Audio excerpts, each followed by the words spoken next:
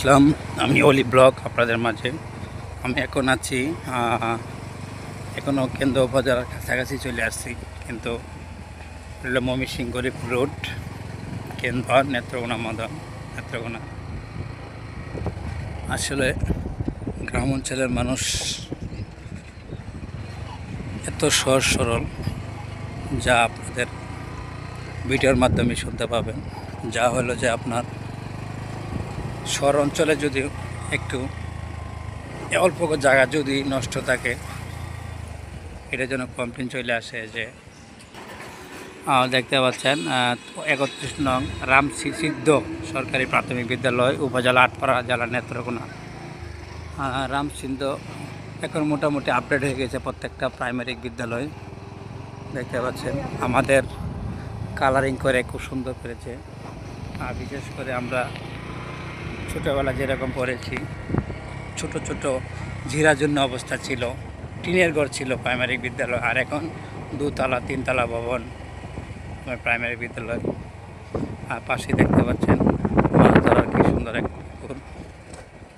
আর বিশেষ করে বলবো কি, যে রাস্তা, গ্রামের যে রাস্তা, আমরা শহর এলাকা হলে এইসব জায়গা কবে ঠিক হয়ে যেত, কিন্তু এইসব জায়গা হলো যে আটপাড়া উপজেলা নেত্রকোনা, ওটার লাস্ট সীমানায় পড়ছে।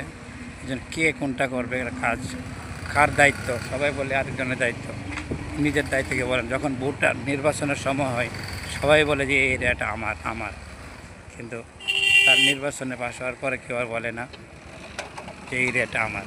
এই যে দেখুন রাস্তার অবস্থা, প্রচুর পরিমাণে গর্ত। আমি আগেই বলেছি যে গ্রাম অঞ্চলের যারা আছেন, আমাদের আঙ্কেল ভাইয়েরা যারা আছেন, সবাই সহজ দেখেন, সহজ মানুষের কি সুন্দর রাস্তার অবস্থা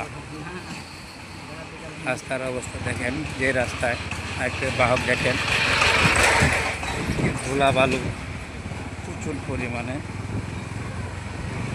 আসলে গ্রামের রাস্তা তো গ্রামই, গ্রাম তো অনেকেই বলেছিল গ্রাম হবে শহর আর শহর হবে গ্রাম, কিন্তু কথাটা মুখে রয়ে গেল। কিন্তু পাশে গ্রামের ভিতরে দেখেন কত সুন্দর একটা ঘর করেছে। এই জায়গায় একটা কমিউনিটি ক্লিনিক।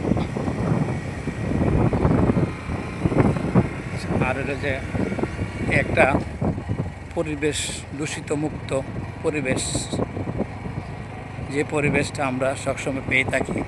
এই জায়গায় থাকলে কিছুদিন আগে বলছে করোনা ভাইরাস, কিন্তু এইসব হাওর অঞ্চলে যারা কাজ করে